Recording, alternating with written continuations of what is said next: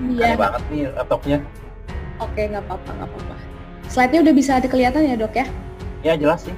Oke, mau langsung dibuka aja? Langsung buka aja nih ya. Oke, tadi apa namanya, boleh langsung dimulai waktu udah tempat kami berikan kepada Dokter Indra untuk memulai materi untuk kelas online hari ini. Silakan, Dok. Oh ya, baik. Selamat siang semuanya, rekan-rekan sekalian, sahabat-sahabat sekalian. Tentunya juga banyak pasien-pasien saya yang join ya, karena saya rasa ini topiknya sangat relevan sekali, sangat update ya. Kemudian banyak sekali yang tentu ada sakit gula, juga ada kolesterol ya, ada juga yang salah satunya. Nah tentunya ini sangat berhubungan ya. Baik, untuk singkat waktu saya mulai aja presentasinya. Bisa dibantu kali ya slide? Ya, ini CV saya. Saya rasa teman-teman semua udah kenal ya, udah pada tahu ya. Ya, lewatin aja slide. Ya, jadi topiknya adalah tentang diabetes dan kolesterol. Jadi kita lihat sedikit ulasan apa itu diabetes ya, dan apa itu kolesterol. Kita bagaimana hubungannya antar dua komponen ini ya. Jadi kita lihat slide. Ya, kalau kita bicara mengenai diabetes, kita lihat di sini bahwa sekali lagi penyakit metabolik ya, yang metabolik itu hubungannya sama hormon, di mana karakteristiknya adalah peningkatan glukosa, peningkatan gula atau hiperglikemia ya, yang hubungannya sama kekurangan insulin. Nah, jadi kalau teman-teman sekalian, pasien saya yang pakai insulin ya, ada juga nggak pakai insulin. Nah, biasanya pakai insulin itu bukan berarti berat.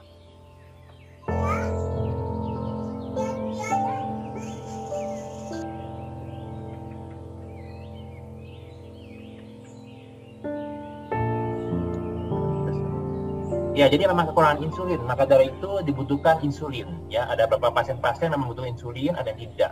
Nah, tentu ini tergantung dari tipe dan beratnya penyakit. Ya. Nah, ini kalau kita lihat pasien diabetes yang gula puasa di atas sama dengan 126 ini termasuk diabetes. Ya. Jadi bangun tidur atau gula puasa lebih besar sama dengan 126. Sedangkan kalau sewaktu atau 2 jam di atas sama dengan 200 ya, atau HbA1c di atas sama dengan 6,5%. Nah, ini yang disebut diabetes atau kencing manis. Jadi kalau Bapak Ibu sekalian, kalau gulanya masih di bawah dari yang tertera di slide saya, itu belum kencing manis. Ya, bisa aja dia gejala atau memang rendah karena minum obat. Ya, bisa ya. Slide. Ya, ini kalau kita lihat di sini ya, ini data dari dunia, ini data baru ya, tahun 2019. Semua dipublishnya tahun 2020. Kita lihat di sini Indonesia masuk yang warna region ungu, yaitu Western Pacific. Kita lihat di situ bahwa akan ada peningkatan yang cukup tinggi ya. Di dunia kita lihat juga meningkatnya sampai 50%. Nah, kalau kita bicara di sini hampir semua regio dari negara ya, mau Amerika, mau Afrika, mau Middle East ya, mau Southeast Asia, Eropa, mau masuk Western Pacific atau Indonesia, itu artinya penyakit diabetes atau kencing manis tidak akan pernah tambah sedikit ya, dari zaman dulu sampai zaman sekarang dan zaman-zaman berikutnya, tahun-tahun berikutnya itu datanya selalu meningkat ya, selalu meningkat, bukan tambah dikit. Nah, ini yang perlu kita concern sekalian supaya kita bisa mencegah dan juga menjaga supaya anak cucu kita jangan sampai kena gula ya, karena ini datanya semuanya penyakit turunan ya. Jadi ingat ya, diabetes itu atau penyakit gula adalah penyakit turunan dan tentu bisa dicegah ya, bukan suatu kutukan ya. Bukan penyakit kutukan yang kalau bapak mamanya kena gula, anaknya pasti kena gula. Enggak gitu ya. Itu ada satu pola hidup yang salah. Nah, nanti kita bahas di sini ya. Oke, slide. Nah, di sini lihat ya, Indonesia masuk juara ke-7 ya. Tahun 2019 itu negara terbesar 7 di dunia penyakit diabetes ya. 2030 diprediksi masih ke-7. 2045 ya ini akan turun ke-8 ya. Tapi ini prediksi ya, kita nggak tahu ke depannya ya. Tapi setidaknya tahun lalu 2019 itu Indonesia masuk negara ke-7 terbesar penyakit gula di dunia ya, dari 10 besar ya. Slide. Ya, slide silakan. Ya, ini sedikit mengenai komplikasi diabetes karena ini hubungannya sama kolesterol ya. Jadi kalau kita bicara gula sendiri, belum bicara kolesterol, maka komplikasinya itu yang sering terjadi pada pasien ya di seluruh dunia adalah satu, mata ya, mata atau retinopati diabetik kita sebutnya ya. Ini dikatakan ada tulisannya leading cause of blindness, artinya penyebab utama kebutaan ya. Ini waktu saya di RSCM, waktu saya sekolah di UI, ini hampir setiap hari pasien ngantri ya, ngantri ke dokter mata, karena matanya mau dia antri untuk klaster atau operasi, bukan katarak ya, tapi saraf ya dari gula. Nah ini menjadi beban bagi kita semua. Data di Indonesia cukup tinggi ya, 20-30% ya pasien-pasien yang rusak sarafnya, terganggu matanya karena gula. Nah di dunia itu sama sekitar 30%-an ya, jadi hati-hati untuk yang gulanya tinggi, maka matanya bisa keserang ya. Kalau udah keserang sampai buta kan repot ya, nggak bisa kerja, nggak bisa ngurus anak dan sebagainya, keluarga ya. Nah kita harus jaga supaya gula nggak tinggi supaya nggak kena ke mata.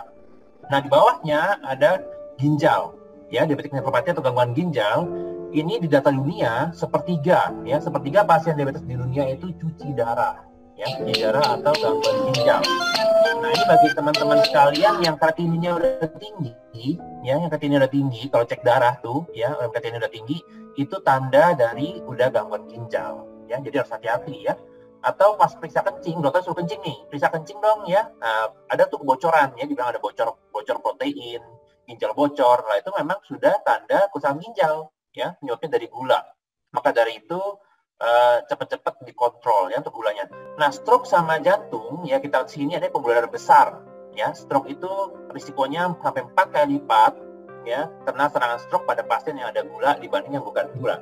Sedangkan jantung itu bahkan sampai dikatakan 8 dari 10%, 8 dari 10 pasien diabetes ya, artinya 80%. Ya, 80% pasien diabetes itu mengalami serangan jantung, bahkan sampai meninggal. Ya, die from CV events tulisannya ya, CV itu jantung. Sedangkan neuropati yang terakhir, nah ini sering ya, tiap hari pasien saya ada yang kebas, kesemutan, baal, kaki, tangan, kedinginan. Nah ini adalah saraf. Artinya gula pun akan merusak saraf. Ya, jadi kalau ada rekan-rekan sekalian gula dan mengalami sakit ini karena komplikasi gula tentunya ya. Dan semuanya hubungannya sama HbA1c. Nah ini ya. Jadi kalau cek darah, dokternya nggak hanya minta gula puasa atau gula waktu, tapi kadang-kadang minta kolesterol, ginjal, HbA1c. Nah, HbA1c ini adalah racun gula, ya, racun gula. Sponsor kita siang ini dari Lab Prodia, ya, dia juga termasuk salah satu lab yang terstandarisasi untuk pemisahan HbA1c, ya, itu cukup baik ya untuk memonitor racun gula tentunya ya. Nah, kita lihat di sini juga slide. Nah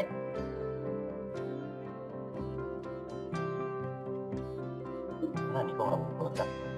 Nah ini ya, tadi bicara sedikit mengenai diabetes atau gula, coba kita sedikit mengenai kolesterol. Nah kolesterol ini banyak sekali yang kena kolesterol tinggi ya, banyak ya, apalagi mungkin ada biasanya itu habis lebaran ya, banyak santan, makanan ya, atau beberapa minyak-minyak. Nah ini banyak sekali ya.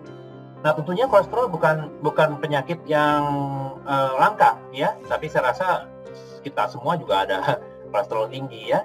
Nah yang penting adalah bagaimana menyikapinya, dan tidak semua kolesterol tinggi perlu diobati ya. Kita lihat aja dari buku atau slide saya siang ini, kita lihat ya siapa yang perlu diobati, siapa yang tidak ya, dan apa bahayanya dan apa pentingnya ya, karena kita juga butuh kolesterol ya, kita butuh kolesterol. Nggak usah takut sama kolesterol, yang bahaya itu kalau tinggi, ketinggian ya, over, atau lifestyle kita salah ya.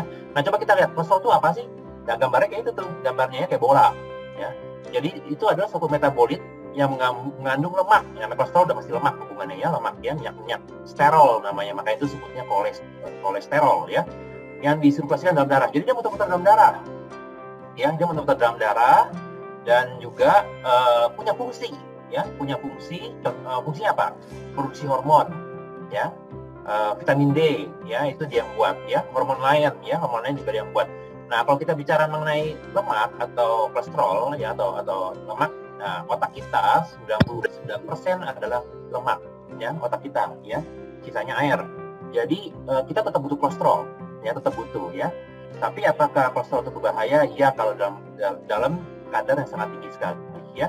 Nah poin ketiga, ini penting sekali ya, ini banyak yang tidak mengerti ya, banyak yang nggak mengerti, banyak yang belum tahu ya, bahwa tubuh kita itu secara alami membuat kolesterol dengan sendirinya.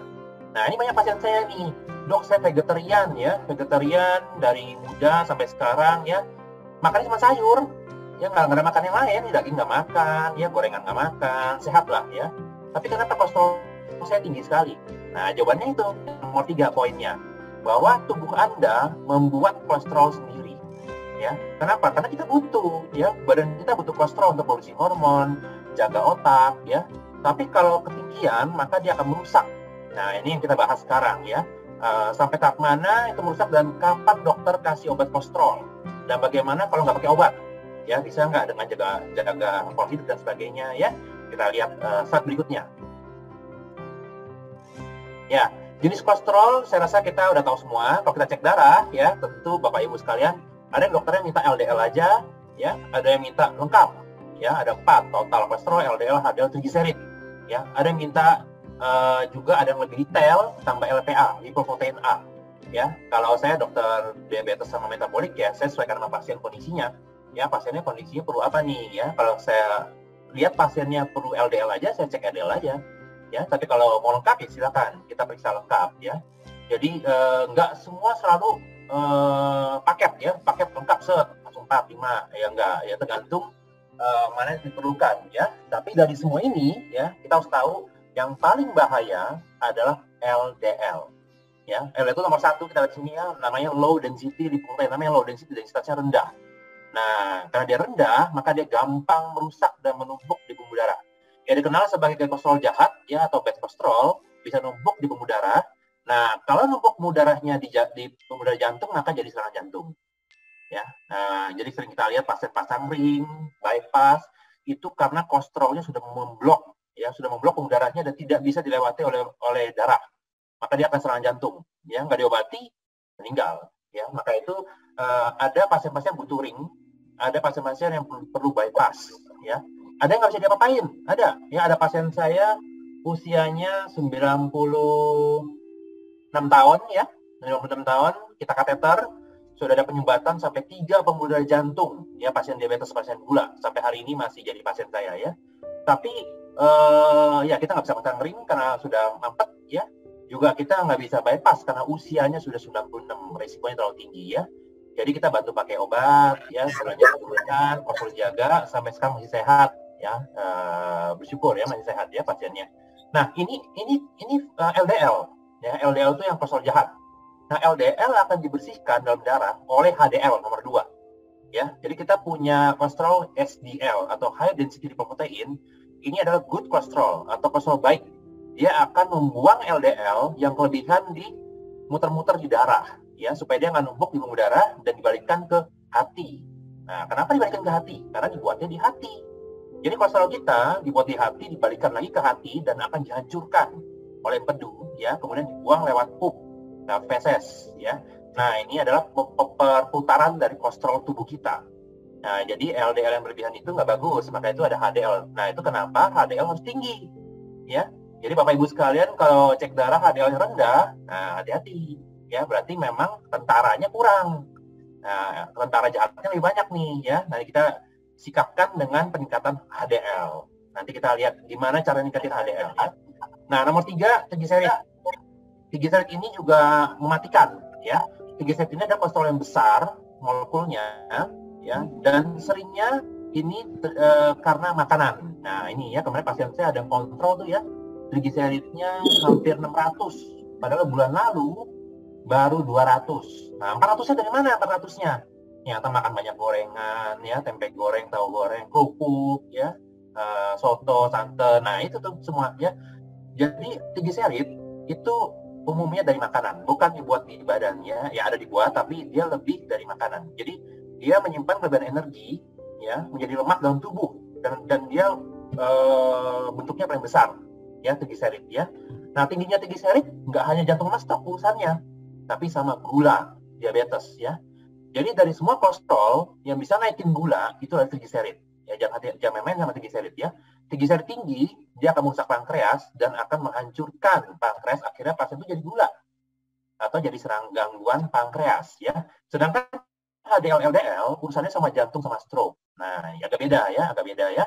Tapi kalau gula tinggi, maka metabolisme kolesterol semuanya bisa berubah. Nah, ini makanya kenapa dokter gula, ya, dokter kolesterol juga, ya, namanya endokrin metabolik diabetes. Ya, memang satu paket, ya. Coba slide berikutnya kita lihat ya gambarnya seperti apa. Nah, gambarnya seperti ini ya. Jadi kalau teman-teman rekan-rekan sekalian kalau ada pemeriksaan total kolesterol ya, banyak yang nanya nih, dok, saya kok total kolesterolnya bagus ya, tapi LDL-nya tinggi. Nah, itu bukan tanda yang bagus ya. Tetap total itu adalah gabungan antara baik dan jahat. HDL ditambah LDL tambah VLDL ya. Jadi ada perhitungannya, total itu adalah gabungan dari bad and good cholesterol. Tapi untuk terapi dokter nggak melihat total kolesterol ya. Jadi kalau makanya itu saya nggak terlalu sarankan untuk rekan-rekan sekalian periksa-periksa yang di tangan, cetek-cetek yang kolesterol ya, itu nggak akurat sama sekali ya, karena kita tidak bisa jadi patokan total kolesterol untuk pengobatan, nggak bisa ya. Kita mengobati pasien harus lihat dengan LDL, HDL dan triglycerid. Nah itu ya, tapi total kolesterol tidak bisa jadi patokan untuk terapi, nggak bisa ya. Nah ini banyak yang supaya nggak simpang siur ya, kasihan nanti banyak yang nggak ngerti ya. Oke, slide gambar seperti itu ya. Nah ini kita lihat ya, HDL kolesterol bagus ya atau baik itu yang paling kiri. Nah kelihatan kan partikelnya kecil ya, sedangkan makin ke kanan makin tinggi, makin besar. Artinya apa? Makin besar makin gampang merusak ya. Nah itu bad kolesterol yang LDL, VLDL, triglycerid ya, itu ada perubahan kolesterol. Makin dia besar, makin gampang merusak dan makin gampang menyumbat. Makin dia kecil, makin bagus ya. Nah maka itu HDL akan membersihkan LDL di dalam darah ya. Ini gambaran kolesterol seperti ini dalam darah kita ya. Slide.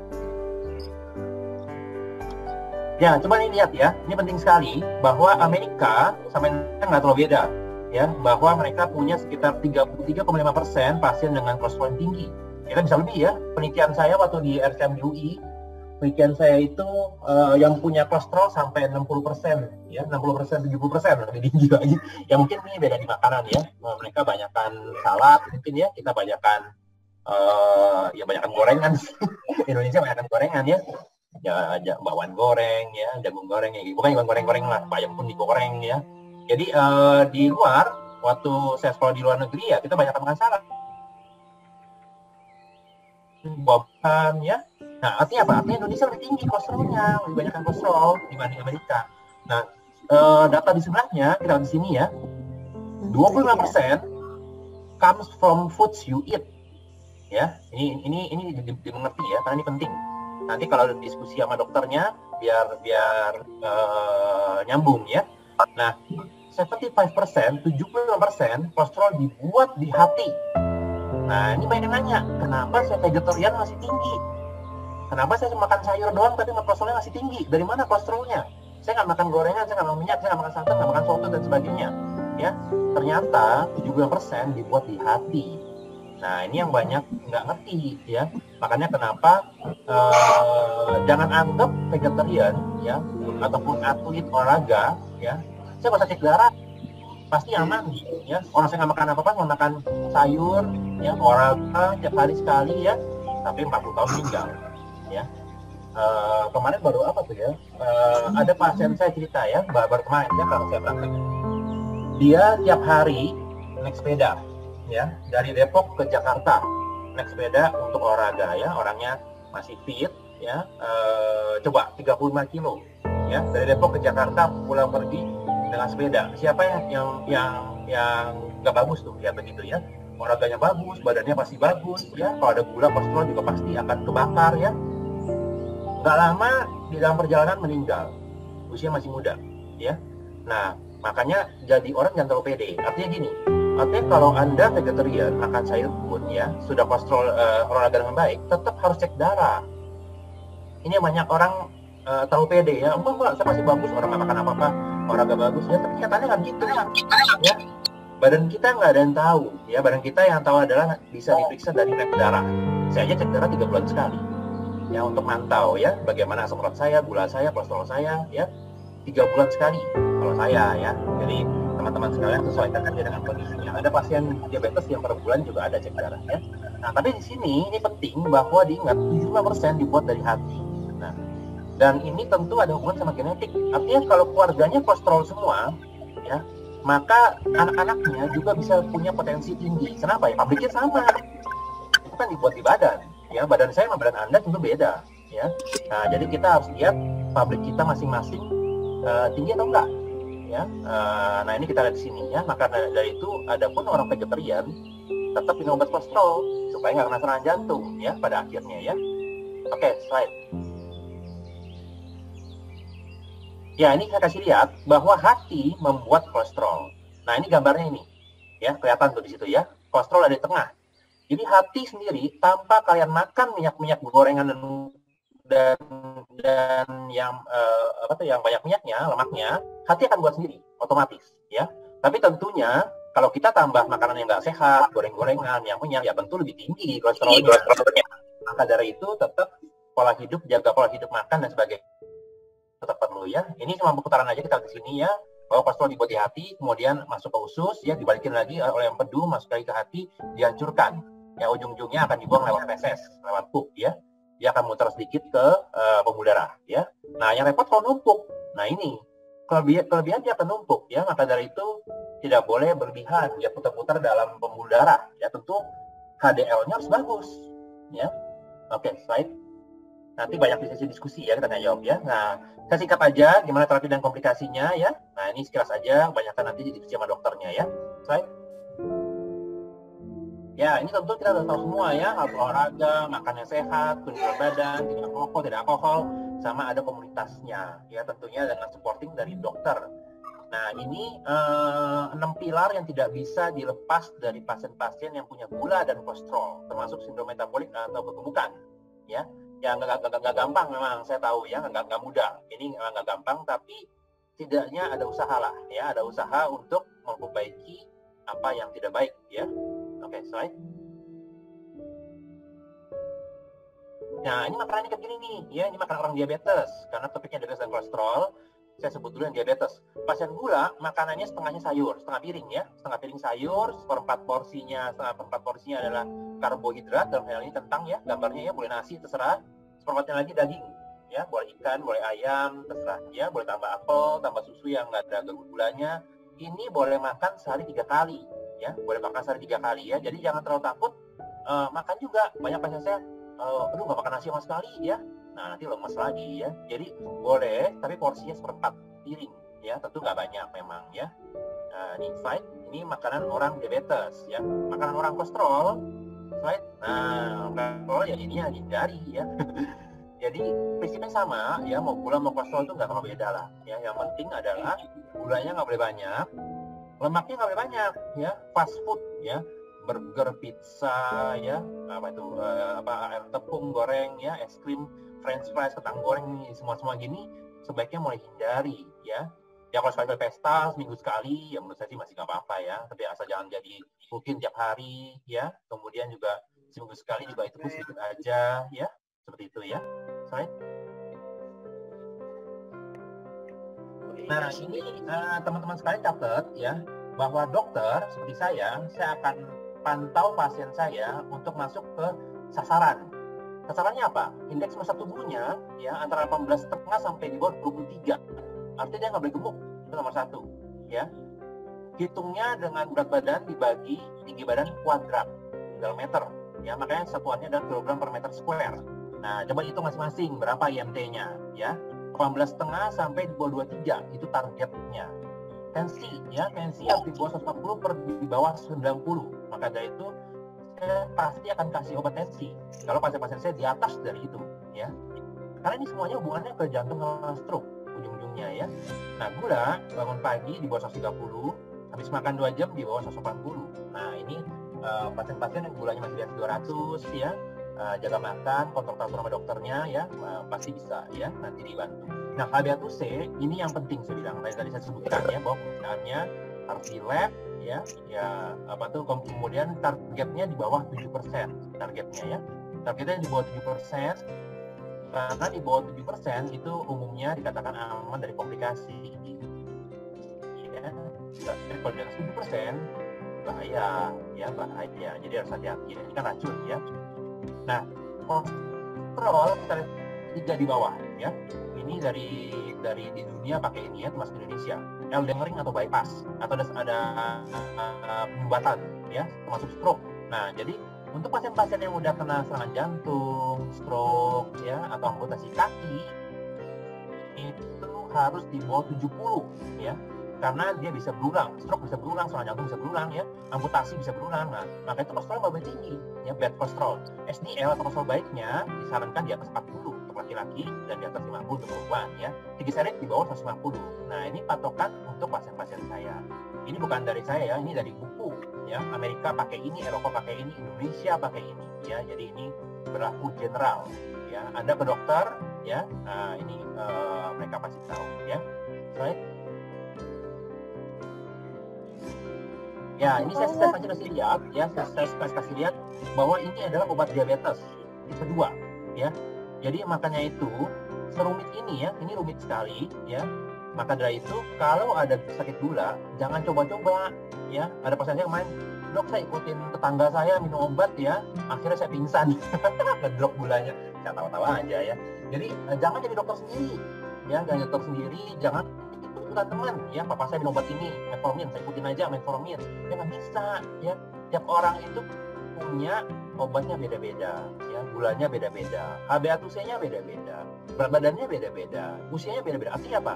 Artinya coba lihat di sini ya, ini chart ya, baik warna ungu, oranye, kuning, biru, hijau, semuanya masing-masing punya profilnya.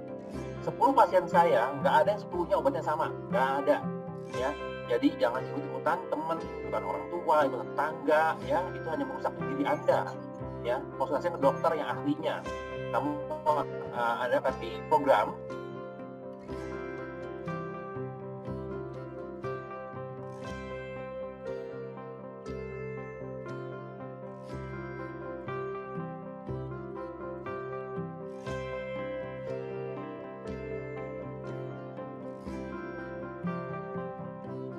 yang terjahat dan bisa mengganggu ke stroke dan jantung. Maka itu obatnya rumit tuh, lihat ya, ada istemide, ada statinnya banyak sekali, ada simpa, ator, bla bla bla. Nah ini diskusikanlah dengan dokternya, jangan minum sendiri. Mama saya minum obat kolesterol ini saya ikutin ya. Habis makan tanda kutip ya, habis makan jorok minum obat, kalau nggak makan itu nggak minum obat, ya nggak gitu ya. Nah ini banyak yang salah di masyarakat ya. Jadi saya bersyukur sekali bisa ada kelas edukasi ini ya dari Podia Mas Joy sama teman diabetes, kita bisa mengedukasi masyarakat kita supaya lebih pintar ya. Jadi jangan ikutan yang nggak yang salah ya. Oke, slide. Nanti kita akan diskusi aja kalau yang obat apa. Nah ini kita lihat di sini ya, bahwa yang serangan jantung sama stroke ya, vascular yang tengah tuh ya, vascular disease itu sekitar 4 juta ya populasi ya, cukup tinggi. Indonesia termasuk 3 besar ya, penyakit jantung, diabetes dan kolesterol masuk 3 besar tertinggi ya, setelah kanker dan penyakit orang tua ya. Jadi cukup tinggi di Indonesia ya. Nah di sini kita lihat ya, bahwa serangan jantung atau stroke yang warna ungu itu komponen utamanya, coba lihat komponen utamanya ya. Komponen utamanya adalah kolesterol 26 M ya, high kolesterol. Gula sekitar 2,9 M. Artinya apa? Artinya yang membuat serangan jantung atau stroke pada akhirnya adalah kolesterol. Ya, walaupun gula punya komponen di sana, tapi kolesterol lebih dominan di situ ya.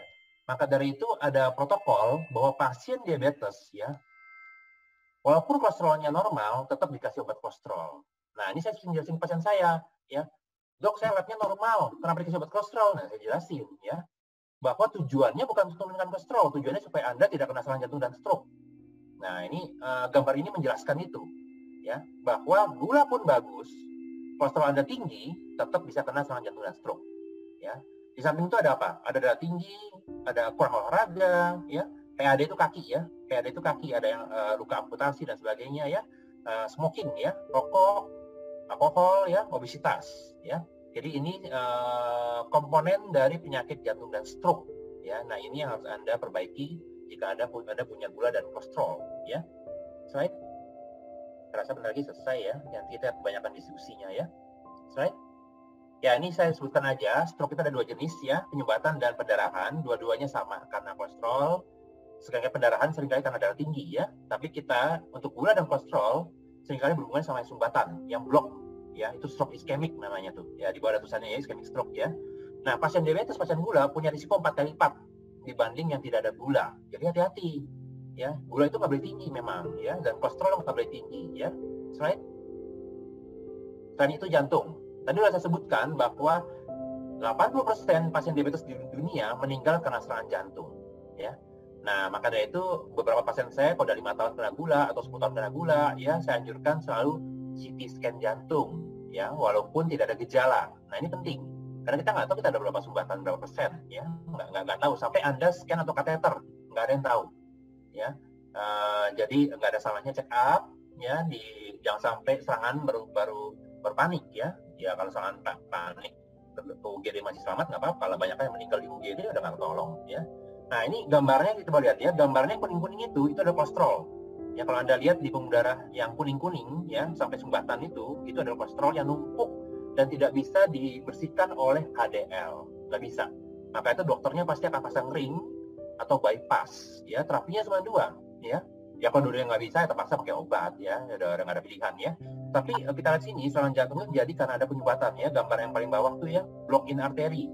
Kuning-kuningnya adalah kolesterol yang sudah menumpuk lebih dari 10 tahun, ya, 10 tahun, ya. Jadi cukup lama prosesnya, maka itu udah keras, udah nggak bisa dibersihkan dengan obat, ya. Right? Ya, dan tadi kita udah bicara, saya rasa udah setengah jaman, ya, yang setengah jaman, ya. Nah, kita coba lihat ya, setiap 6 detik satu pasien meninggal karena gula, 8%-nya karena diabetes, ya, karena serangan jantung maksudnya, ya. Dan ini kita bicara setengah jam sudah lihat berapa orang yang meninggal ya, di dunia, ya. Nah, ini penting, ya. Sekali lagi, meninggalnya karena 80% karena serangan jantung dan karena kolesterol, ya, pada akhirnya, ya, pasien diabetes. Ya, slide. Ya, itu saya semoga banyak hikmah, ya, banyak manfaat untuk membuka wawasan kita semua. Mungkin selanjutnya kita masuk ke sesi diskusi, ya. Udah banyak pertanyaan nih, ya, nanti biar dipilih aja sama moderator, nanti saya jawab yang diminta saya jawab, ya. Oke, saya kembalikan ke moderator. Terima kasih atas perhatiannya. Oke, makasih Dokter Indra atas materi yang sudah disampaikan. Sangat menarik sekali ya Bapak dan Ibu materi hari ini. Jadi kita mendapatkan ilmu tadi mengenai pengaruh kolesterol terhadap kondisi diabetes. Nah, ini udah banyak banget nih pertanyaan yang masuk Dok ke dalam chatroom dan sepertinya akan memicu diskusi yang cukup panjang. Jadi saya akan langsung buka aja ya Dok ya. Ya, pilih-pilih aja, silakan. Ini Bapak dan Ibu, saya hanya mau mengingatkan kembali, jadi kalau ada pertanyaan silahkan ditanyakan di chatroom. Tapi mohon maaf karena ini pertanyaannya sudah sangat banyak, jadi pasti tidak akan bisa terjawab semuanya dalam sesi hari ini. Jadi saya akan utamakan pertanyaan-pertanyaan yang berhubungan dengan materi, jadi yaitu kolesterol dan diabetes nih. Saya mulai dengan pertanyaan pertama Dok ya. Ini dari Bu Lina Kristianti Dok. Selamat siang dokter, apakah mungkin penderita diabetes dan kolesterol menghentikan pengobatan apabila kadar gula darah dan kolesterolnya stabil terus, biarpun kadang-kadang tidak minum obat, kondisinya tetap stabil, gitu Dok? Iya, baik. Ya, untuk pertanyaan ini bisa ya, bisa. Tetapi banyak faktor ya, banyak faktor yang harus dokternya periksa. Karena pasien saya udah banyak juga yang lepas insulin, lepas tablet, ya. Pada akhirnya dia menjaga pola hidup yang sehat ya. Nah, faktornya apa? Faktornya biasanya ini hanya berlaku untuk pasien diabetes yang di bawah 5 tahun. Artinya baru, ya. Karena kalau sudah lama, sudah kronik di atas 5 tahun, pankreasnya udah nggak bagus. Kalau pankreas udah nggak bagus, insulinnya udah nggak bagus ya. Jadi akhirnya gulanya nggak bisa dikontrol tanpa obat. Jadi banyak faktor. Satu, usia muda. Kedua, diabetes di bawah 5 tahun. Ya. Ketiga, pola hidupnya harus benar-benar baik. Ya, artinya jaga makan sesuai yang tadi saya lihat dikasih gambar. Ya, kemudian juga ada olahraganya juga 5 kali seminggu ya, setiap olahraga 30 menit, jadi sekitar 150 menit per minggu ya. Nah itu harus dijalankan ya. Kalau itu bisa, kita periksa dengan labnya bagus ya. Nah ini bisa dipantau dengan tanpa obat, bisa ya. Pasien saya udah ada beberapa tuh yang muda-muda yang awalnya minum insulin bahkan ya, tapi sekarang udah pernah stop, udah baik. Tapi itu hanya berlaku untuk diabetes di bawah 5 tahun dan biasanya usia muda ya, karena usia muda itu pankreasnya lebih kuat pada akhirnya ya. Kita bicaranya kalau dia gula itu bicara tentang organ pankreas ya. Nah, kolesterol sendiri kan urusannya sama hati, sama liver ya. Jadi kalau metabolisme hatinya diperbaiki dengan olahraga, bisa saja kolesterolnya membaik tanpa obat ya, bisa ya. Jadi semuanya harus dari diri sendiri ya. Jawabannya bisa, tapi dengan catatan usia muda, diabetesnya masih baru, sekali dijaga ya. Betul. Oke. Pertanyaan selanjutnya dari Bapak Robert. Apakah ada bukti suplemen omega 3 dan vitamin B3 dapat membantu menurunkan kolesterol jahat dalam darah? Apakah aman dikonsumsi sebanyak-banyaknya atau ada risiko dalam konsumsi berlebihan? Ya baik, dari Pak Robert ya. Ini pertanyaannya menurut saya bagus ya tentang omega 3 ya. Kalau saya pribadi untuk meresepkan pasien diabetes saya dan kolesterol ya pasti ada omega 3-nya ya. Yang jadi pasien saya pasti ngerti ya. Saya selalu menjelaskan bahwa omega itu penting sekali, bahkan saya sendiri minum tiap hari ya. Nah, omega 3 sejauh ini memang ada dosis tertentu ya. Tergantung pakai fish oil atau krill oil karena dibagi dua omega 3 ya. Rata-rata kalau fish oil bisa sampai 3 gram ya, bahkan lebih ya. Tapi kalau krill oil bisa sampai 1.500 mg. Jadi tergantung ya. Tapi nggak selalu dosisnya makin tinggi berarti efeknya makin besar dampaknya ya. Ya nggak selalu begitu juga ya. Jadi saya rasa sesuaikan saja dengan kondisinya. Nah, bisa nggak omega 3 memperbaiki kolesterol? Bisa jawabannya. Bisa ya. Itu udah banyak penelitiannya dan dia pasien saya yang terjadi kemarin 2000 ya. Dirawat di rumah sakit tuh ya, masih muda. Pasiennya digesernya 2000. Saya kasih omega 3 3 hari turun ke 700 3 hari. Ya, dirawat di rumah sakit, udah pulang sekarang orang Jogja. 3 hari dikasih omega 3 turun langsung 2000 ke 700 langsung ya. Ini fakta ya. Yang tentunya dengan obat-obat juga ya, jadi kombinasi obat dengan omega 3. Jadi omega 3 sendiri sudah terbukti memperbaiki kolesterol. Kedua, dia menjaga pembuluh darah jantung dan stroke ya, dia akan mencegah. Jadi Anda pakai omega 3 setiap hari seumur hidup juga nggak apa-apa. Itu dipakai dari bayi, orang ibu hamil juga pakai itu ya. Kita orang dewasa sampai orang tua pun pakai sebagai antirematik. Jadi fungsinya banyak, nggak hanya untuk kolesterol ya, anak-anak untuk otak ya, remaja dibantu pertumbuhan ya, hormon, kita untuk jaga kolesterol, jaga jantung sama stroke, orang tua sebagai antirematik. Jadi silakan aja Anda pakai ya.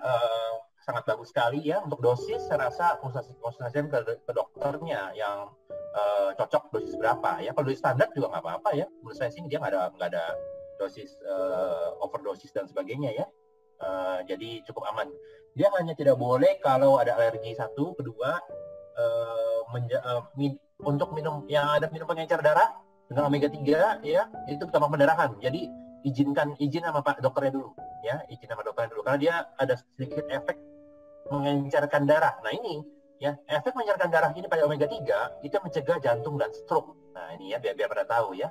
Jadi nggak selalu dokternya kasih pengencer darah kalau Anda tidak kena serangan jantung atau stroke ya, tapi dengan omega 3 sendiri dia sudah bisa mengencerkan darah dengan aman ya, karena ini suplemen dan bukan obat ya. Tadi ya, dokter bilang apa aja dok? Fish oil? Fish oil ada fish dan krill, ada dua. Oke, fish dan krill. Oke. Pertanyaan selanjutnya, ini dari Bapak Oscar. Bagaimana cara mengontrol kolesterol LDL pada pasien riwayat PJK yang masih di atas 70, padahal sudah mengontrol pola diet dan olahraga, serta mendapatkan ezetimibe dan statin high dose. Efek samping statin juga meningkatkan risiko diabetes. Bagaimana cara yang tepat menggunakan statin atau obat anti kolesterol agar risiko diabetes tidak terjadi? Ya baik, ya untuk Pak Oscar ini saya juga pertanyaannya juga bagus ya, relevan ya, karena banyak pasien saya juga seperti ini ya. Tapi saya beberapa kali pasien saya itu udah muter-muter banyak dokter ya, dan yang bersyukur sama saya turun sesuai target ya. Jadi tentunya untuk pasien-pasien PJK itu artinya penyakit jantung koroner ya. PJK itu singkatannya penyakit jantung koroner, bagi yang nggak tahu ya, itu artinya pasien-pasien udah kena serangan jantung ya, itu adalah PJK. Nah ini tentu kalau lihat di guideline saya, LDL-nya di bawah 70 ya, dan di bawah 70 itu tidak gampang, benar ya.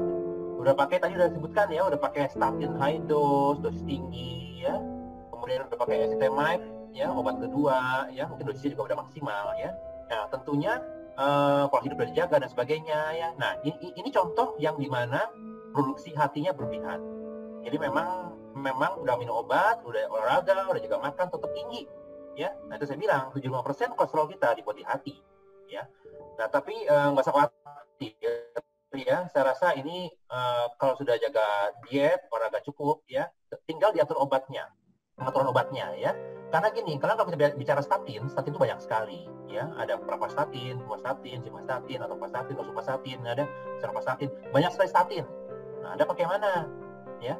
Kemudian estetemik ya, estetemik juga ada kombinasinya ya, ada 10 mili, 20 mili dan sebagainya. Nah, tinggal nanti dokternya mengatur ya. Karena pasien saya rata-rata yang tidak bisa turun dengan high dose puvastatin estetemik ya. Saya bantu pada akhirnya turun. Ya, dan itu ya pasiennya sangat senang sekali ya, sudah rekomendasi ke teman-temannya. Ke dokter mana nggak turun, nama dokter Indra bisa turun ya. Itu masalah di pengaturan obat biasanya ya, karena produksinya berlebihan ya. Ya, saya rasa nggak ada salahnya ada tambahkan omega 3 ya. Kemudian saya rasa kita perlu evaluasi ya, kalau misalkan perlu konsultasi nanti bisa kontak saya lebih lanjut ya. Saya di Google aja, nama saya ada di internet ya, jadi bisa cari, atau tadi di CV saya ada ya, nomor WhatsApp saya, Instagram saya, silakan ya, jadi bisa kontak-kontak. Gitu ya Agatha ya. Oke, makasih dok. Lanjut ke pertanyaan selanjutnya ya dok, ini dari Ibu Nurain Dalanggo. Saya mau tanya, mengapa diabetes cenderung menurunkan kadar kolesterol baik atau HDL, sedangkan kadar kolesterol jahat atau LDL dan trigliserida dinaikkan? Ini dengan ibu siapa tadi? Nurain Dalanggo. Nurain ya? Ya. Iya benar-benar. Nah ini ya ini pertanyaannya menurut saya ini bagus sekali ya, pertanyaannya kayak mahasiswa. Ya karena ini penting sebagai dasar ilmu ya, bahwa diabetes. Nah ini penting nih, kenapa pasien diabetes kok di lab tiap kali kok kolesterolnya jelek ya? Kenapa pasien diabetes hampir nggak ada normal loh pasien diabetes ya? Silakan coba Anda yang sakit gula atau kerabat, tante, om ya, silakan tangga, tanya kolesterolnya ya, ada nggak yang normal? Hampir nggak ada yang normal. Ya tadi LDL-nya rendah, LDL-nya tinggi, trigliseridnya amburadul ya. Kenapa? Nah, ini ada istilah penyakit namanya diabetic dyslipidemia. Ini artinya kalau Anda kena sakit gula, ya, dia gulanya sendiri akan berubah jadi kolesterol. Ya, makanya itu kenapa gula harus diturunkan dengan cepat. Ya, tentunya salah satunya HbA1c. Rata-rata pasien gula kita kan semua pakai obat kolesterol. Kalau Anda nggak pakai Anda gula tapi nggak pakai obat kolesterol, ya itu bom waktu aja untuk serangan jantung sama stroke. Ya, itu sudah ditulis di banyak jurnal dan buku. Jadi pasien diabetes itu gulanya nggak terkontrol, ya targetnya tadi ya, gula puasa di bawah 130, habis makan di bawah 190, HbA1c di bawah 7%, ya LDL di bawah 100, itu udah target untuk pasien gula dan kolesterol. Jika tidak sampai sana, maka gula Anda akan berubah jadi kolesterol. Dia akan berubah sendiri ya. Di hati ada enzimnya namanya LPL ya, enzim lipase. Lipoprotein lipase itu akan mengubah gula menjadi kolesterol. Dan itu akan mengakibatkan ujung-ujungnya serangan jantung dan stroke. Nah, ya jadi PR-nya nanti memang gulanya harus turun, HDL-nya harus naik, LDL-nya harus turun, ya trigliserid harus turun. Nah itu faktornya tentu dibantu dengan obat dan juga dengan pola hidup. Ya ujung-ujungnya dua itu memang pola hidup dan obat, ya untuk bisa memperbaiki metabolisme ya dari kolesterol. Ya, tapi kalau gulanya turun, kolesterolnya bisa turun. Ya kan kolesterol terbentuk karena dari gula. Ya kalau gulanya turun ya gimana bentuknya kolesterol? Ya nggak bisa ya. Jadi otomatis livernya, hatinya akan membaik. Maka itu pasien diabetes sudah rata-rata fatty liver, kelemahan hati. Ya, jadi gulanya akan numpuk di hati, kolesterolnya numpuk di hati. Nah itu mengganggu metabolisme dari kolesterol.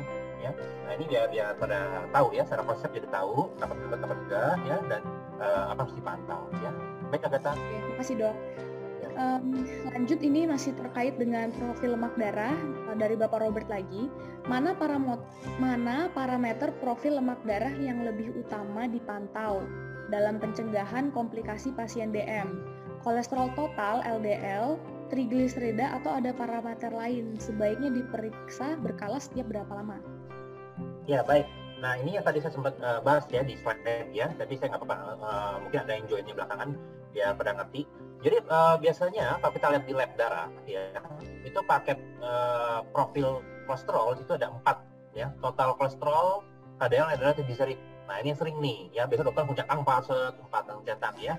Nah kalau saya akan lihat pasiennya apa kasusnya. Kalau kasusnya gula ya apa ya, atau misalkan mungkin mau efisien ya, supaya nggak terlalu mahal misalnya ya. Nah, bagi saya LDL udah cukup ya. Kalau perlu 2, LDL triglyceride sudah cukup ya. Kenapa begitu ya? Karena LDL itu yang disebut bad cholesterol. Triglyceride juga yang komplikasinya banyak. 2 ini yang paling jahat dari semua kolesterol ya. Entah istilah Anda entah HDL-nya rendah, tinggi, normal, itu silakan aja. Itu nggak akan terlalu membantu selama LDL Anda tinggi. HDL tinggi pun Anda berbahaya ya. Jadi kalau mau periksa lengkap silakan lengkap 4 ya. Kalau mau periksa pilih-pilih ya, karena ya biasanya pilih-pilih karena alasan ekonomi ya. Jadi karena mau supaya nggak terlalu mahal gitu labnya ya. Nah itu biasanya saya butuh LDL dan triglyceride. Biasanya dua itu penting ya. Nah, kalau ditanya mana yang paling penting untuk parameter untuk orang diabetes, ya, diabetes itu sebenarnya adalah SD-LDL, small dense LDL, itu di Prodia ada ya. Tulisannya SD-LDL, small dense LDL. Ya, itu kenapa saya nggak bahas di slide saya tadi ya? Itu karena ini bukan pemeriksaan rutin, ya, tapi ini berbahaya sekali ya. Nah, jadi kita lihatnya dari LDL. Satu nggak rutin, kedua sangat mahal, ketiga biasanya untuk riset, untuk penelitian, ya. Nah ini juga menjelaskan, ya, sekalipun Anda LDL-nya normal, ya, pasien diabetes yang LDL-nya normal di bawah 100, ya, tapi nggak minum obat kolesterol, tetap berisiko serangan jantung dan stroke. Kenapa? Karena Anda tidak periksa SD-LDL-nya, small dense LDL, ya, itu pemeriksaan yang rutin dan mahal, ya, dan lihat deh siapa yang periksa coba SD-LDL di sini ya. Mungkin hampir nggak pernah diperiksa ya. Kemudian ada lagi marker LPA, lipoprotein A ya. Ini juga marker yang bahaya ya. Jadi kalau kolesterol Anda normal, jangan senang dulu sebelum Anda periksa LPA, lipoprotein A ya. Karena kalau kolesterol normal semua, LPA tinggi, maka Anda berisiko jantung dan stroke ya. Namanya lipoprotein A. Silakan nanti kalau mau periksa ya, mau tahu ya. Nah, artinya apa? Artinya kalaupun itu tinggi, Anda wajib minum obat kolesterol. Jadi nggak berlaku bagi pasien diabetes ya. Kolesterol normal nggak minum obat kolesterol nggak berlaku. Ya, semua pasien diabetes itu lebih aman walaupun normal, tetap dokternya kasih obat kolesterol. Itu ilmu udah 10 tahun yang lalu ya. Udah 10 tahun lalu itu sudah dicanangkan seperti itu. Guideline-nya udah ada. Konsensusnya udah ada ya. Cuman memang itu nggak jadi pemeriksaan rutin karena mahal, karena masalah biaya ini ya. Kalau Anda berobat di luar negeri ya diperiksa pasti ya. Jadi bisa kita lihat dari LDL ya. Jadi kalau mau simple Anda periksa LDL dan triglyceride. Ya salah satu udah cukup ya. Tapi kalau mau lengkap ya silakan 4. Kalau mau lebih detail lagi ya, tambahin SD-LDL dan lipoprotein A ya. Oke, Agatha itu ya. Oke dok, makasih dok. Tadi ini jawaban dokter nyambung juga sama pertanyaan selanjutnya sih dok, agak nyambung nih.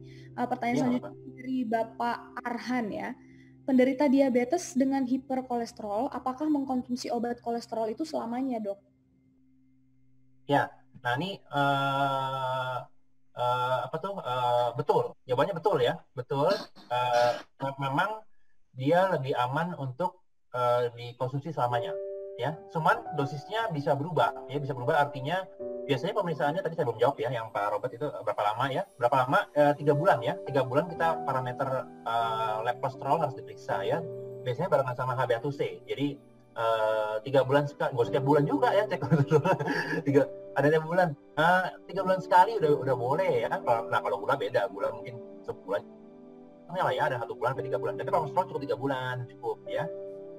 Kemudian apakah perlu seumur hidup ya? Kalau kita lihat dari perjalanan penyakit diabetes yang ujung-ujungnya adalah serangan jantung dan stroke, maka itu sudah dimasuk ke jurnal tahun 2013 di Amerika ya.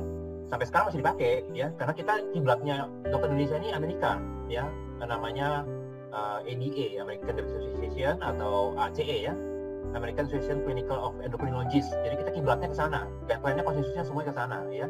Itu mengikuti bahwa pasien diabetes pembuluh darahnya banyak yang rusak karena gula ya. Karena gula itu pembuluh darahnya akan gampang rusak, makanya itu gampang kena serangan jantung dan stroke. Jadi lebih gampang lagi kolesterol akan numpuk di sana, di tempat yang pembuluh darahnya rusak. Nah maka dari itu jika Anda kondisi seumur hidup akan lebih aman ya, lebih aman ya. Kedua, bukan berarti dosisnya sama terus. Jika misalnya Anda minum atorvastatin 20 mili ya terus hidup gitu ya.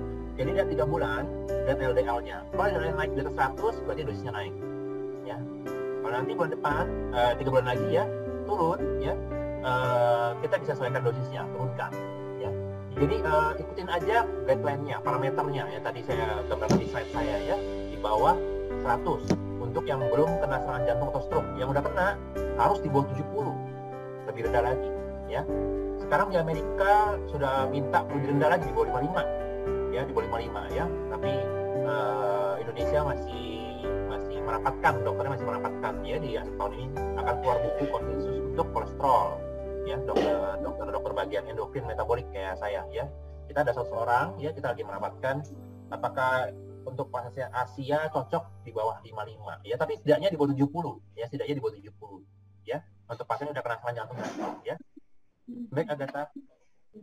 Berarti tadi kalau memang konsumsi obat harus dikonsumsi, konsumsi obat kolesterol itu memang harus dikonsumsi terus, bisa berubah gitu dok ya? Ya betul. Tujuannya bukan hanya untuk kolesterol, tapi untuk menjaga pembuluh darahnya ya, menjaga pembuluh darah, bukan untuk menurunkan kolesterol ya, beda ya. Jadi ada efek, ada fungsi yang harus kita perhatikan di situ ya. Oke dok, ini pertanyaan selanjutnya dari Ibu Zuria Ismawanti. Jika pasien menderita DM dengan hiperkolesterol, pengobatan mana yang didahulukan, DM atau hiperkolesterolnya? Tadi dari Ibu siapa? Zuria Ismawanti. Ibu Lia. Zuria. Huria ya? Pakai Z dok. Zuria. Zuria. Ibu Surya ya. Ya benar. Jadi mana harus didulukan ya? Kalau saya pribadi kita melihat dari target sasaran ya, itu sebaiknya barengan ya, barengan. Jangan mana dulu, jangan. Jadi dulu pas dulu jangan ya. Jadi kita ngobatin pasien itu untuk pasien diabetes harus agresif. Nah, kenapa agresif? Karena penyakit gula itu sifatnya bom waktu.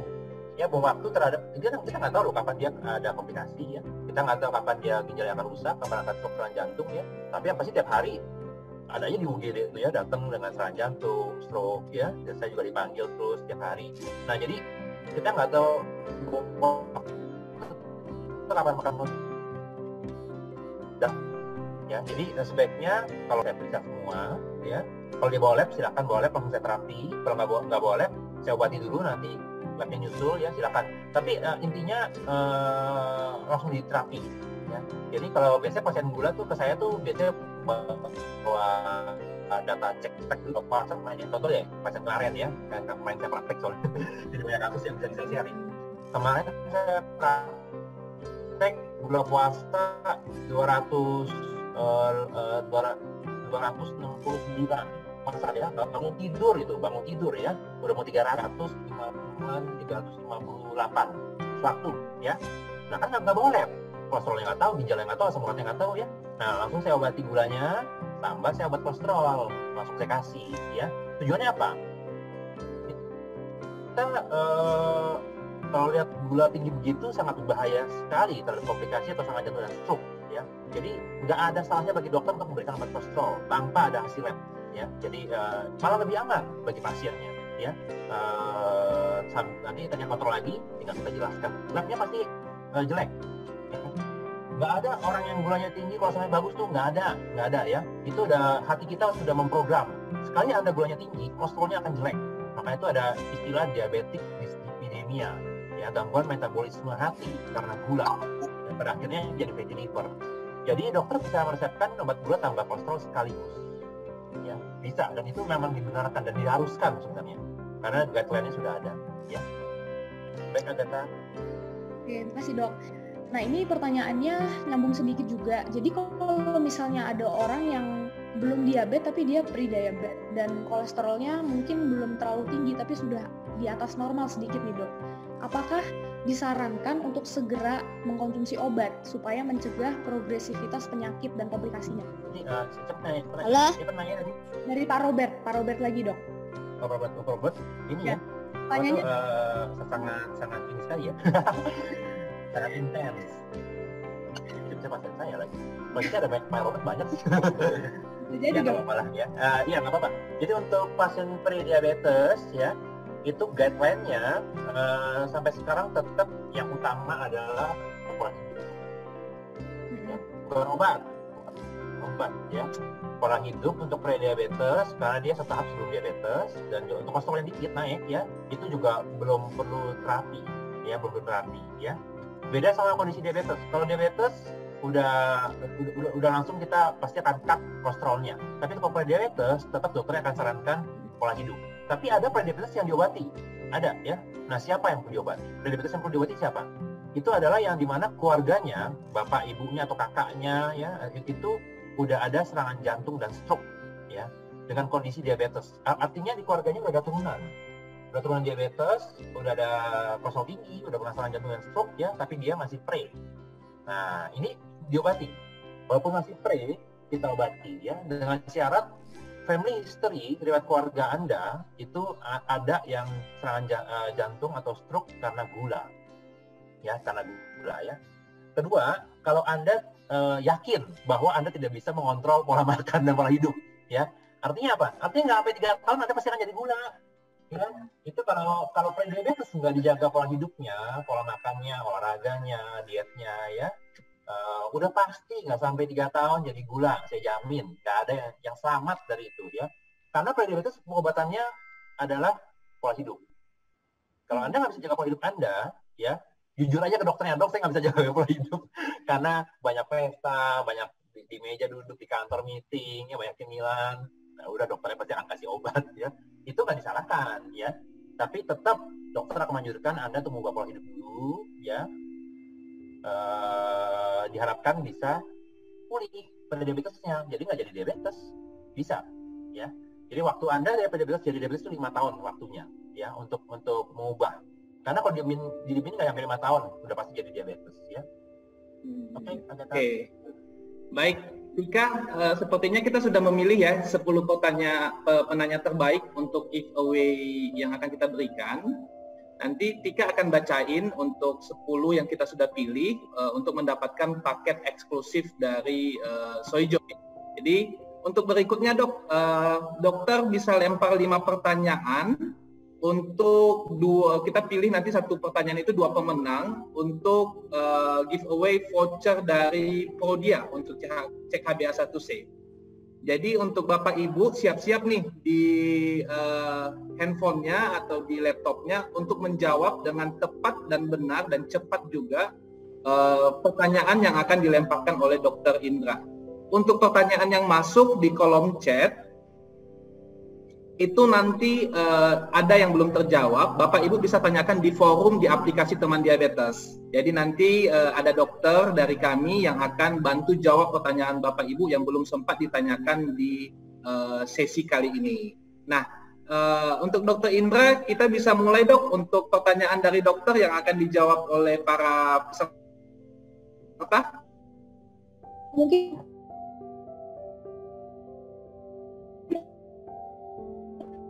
ini jadi jawab dengan tepat ya pertanyaan. Ya, silakan dok pertanyaannya. Oh iya baik. Bentar ya. Ya. Saya mikir dulu. bentar. Ujian dok. Jadi ingat saya disuruh buat soal ujian mahasiswa, saya belum buat nih. Karena saya ngajar juga ya teman-teman sekalian, saya ngajar di Fakultas Kedokteran. Iya. Bentar ya.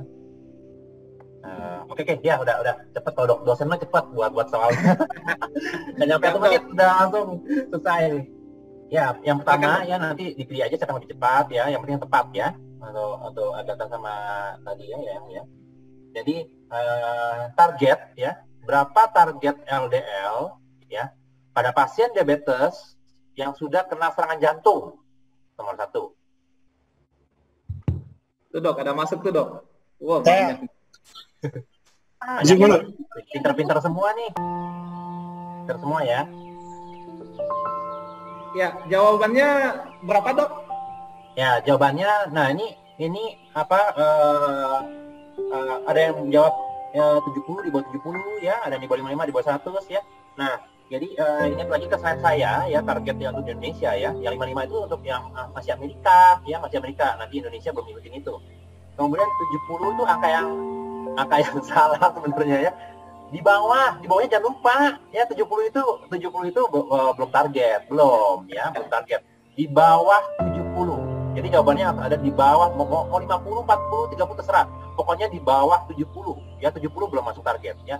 Nah, ada jawabnya 100, kalau 100 untuk yang diabetes, yang belum kena serangan jantung ya. Tadi saya tanya target LDL yang sudah kena serangan jantung. Nah, jadi jawabannya di bawah 70 ya. Jadi ada dua yang tercepat yang benar ya. Ini Pak Hendarto, selamat Pak. Bapak jawabnya benar di bawah 70. Kemudian ada Pak Edward. Enggak, ada Pak Wangsa itu Mas. Ada Pak Wangsa ya? Oke, silakan dipilih Tika. Pak Wangsa Ismaya dan Bapak Hendarto yang paling cepat di bawah 70. Oke, siap. Untuk pemenangnya nanti tolong jangan keluar dari room dulu ya. Kita ada verifikasi untuk data. Oke, silakan dilanjut Dok untuk pertanyaan kedua Dok. Ya, selamat yang menang ya. Silakan dipakai ya kodenya. Nah, untuk pasien diabetes ya, yang stroke ya. Nah, stroke tadi saya sebut ada dua jenis tuh, yang iskemik sumbatan atau pendarahan. Nah, diabetes yang mana tipenya stroke-nya? Yang sumbatan atau pendarahan? Pilih. Jawabannya benar semua. Gampang ya, kegampangan. Ya, jawabannya sumbatan ya atau iskemik ya. Jadi pilih aja dua yang tercepat ya untuk Agatha. Nah, berarti itu yang betul itu Ibu Dini dan Bapak Lasropit ya. Simanungkalit. Bapak atau Ibu ini maaf. Jawabannya sumbatan atau iskemik berarti. Apa Tik pemenangnya Tik? Ibu Dini Harumianti. Dan ini Bapak atau Ibu ya maaf Lasropit. Oke, baik. Nah, untuk pemenangnya jangan tinggalkan room dulu nanti ya, kita verifikasi data. Ya, dilanjut Dok untuk pertanyaan ketiga untuk ujiannya. Oke, ujian. Target HbA1c pada pasien diabetes berapa persen? Target HbA1c.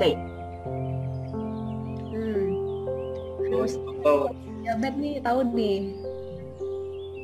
Tahu nih ya. Ya udah banyak ya. Saya jawab aja ya. Jadi jawabannya itu untuk HbA1c ya, untuk pasien diabetes di bawah 7% ya, atau kurang dari 7%. Yang jawab 7 kurang ya. Jangan 7%, di bawah 7%. Nah, ini ada jawaban 7 itu sayang nih ya. Benar di bawah 7%. Nah, kurang dari 7% ya, silakan dicari pemenangnya. Iya, tadi jawaban tercepat yang menjawab di bawah 7 itu adalah Bapak Oscar dan Bapak Edward. Oke. Untuk kedua pemenang, tolong jangan tinggalkan room meeting untuk kita verifikasi data. Ya, untuk pertanyaan keempat ya, kalau nggak salah Tika ya? Dua lagi. Ya, silakan Dok. Oke, jadi berapa persen pasien diabetes yang meninggal karena serangan jantung? Wah, ini agak berat nih Dok. Berat langsung benar tuh. Langsung benar tuh. Udah dapat jawab, udah pemenangnya udah dapat tuh ya. Pinter ya semuanya ya. Jadi cek lagi ya. 8 dari 10 orang diabetes meninggal karena serangan jantung. 8 dari 10 adalah 80% ya. Oke, dicari pemenangnya ya. Tadi ini yang paling cepet tuh Pak Oscar sama Pak Edward lagi, tapi karena udah dapet jadi kita pilih dua di bawah itu, yaitu Ibu Nova Arzesi dan Ibu Renike. Oke, selamat untuk Ibu keduanya. Itu nanti tolong jangan tinggalkan room, kita akan verifikasi data. Kemudian pertanyaan terakhir Dok, ini peluang terakhir. Silakan. Peluang terakhir ya. Oke. Peluang terakhir, nah ini ya. Sama, pokoknya sama saya ujiannya angka-angka semua ya. Dokter gula, dokter angka soalnya kalau nggak ada angka nggak bisa ngobatin deh. Harus pakai angka ya. Nah, kita tanya lagi. Berapa persen ya kolesterol kita dibuat di hati? Ayo berapa? Tuh udah ada pemenangnya tuh. Ya, udah bener ya. Ya, jawabannya 75% ya. 3/4 dari kolesterol yang Anda lab di dalam darah itu ya, itu dibuat di hati ya. Sisanya 25%-nya dari makanan ya. Jadi 75% dibuat di hati ya. Nah, cari jawabannya 75% ya. Silakan Tika. Oke, bentar. Tadi ini mana ya?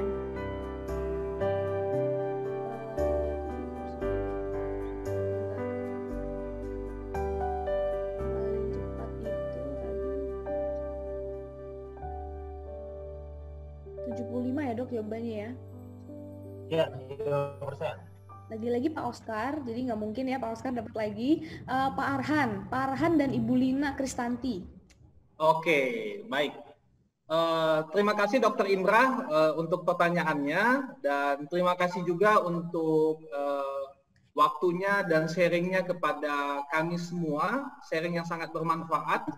Jangan bosan-bosan dok untuk bisa sharing pengalaman dan edukasi kepada para diabetes di Indonesia.